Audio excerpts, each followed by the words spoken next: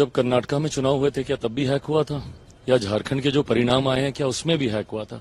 दिक्कत यह है कि जब आप सेलेक्टिव क्रिटिसिज्म करते हैं, जब आपके पक्ष में परिणाम आते हैं तो आप छू तक नहीं करते, बट जब परिणाम आपके पक्ष में नहीं आते हैं तो ईवीएम हैक हो जाती है, चुनाव आयोग तक पे आप उंगली उठाना शुरू कर देते हैं।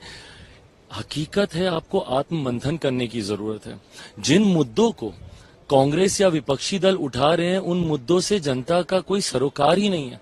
जनता उन मुद्दों से अपने आप को रिलेट ही नहीं करती है, और यही कारण है कि बार बार आपको जनता नकार रही है। मैं मानता हूं झारखंड में हम लोगों की भी हार हुई है, बट जितनी प्रचंड हार आपकी महाराष्ट्र में हुई है या हरियाणा में हुई है, जनता कहीं ना कहीं इस बात को समझ रही है कि आज की तारीख में अगर कोई देश का नेतृत्व मजबूती से कर सकता है, कोई अगर देश को आगे लेके जा सकता है, तो हमारे प्रधानमंत्री जी की सोच वाली सरकार ही विभिन्न राज्यों के माध्यम से आगे लेकर जा सकती है। और यही कारण है कि बार बार अलग अलग राज्यों में हो रहे चुनाव में परिणाम हम लोग के पक्ष में आ रहे हैं। पहले तो आप खुद ही मांग करते हैं कि भाई कमेटी में भेजा जाए।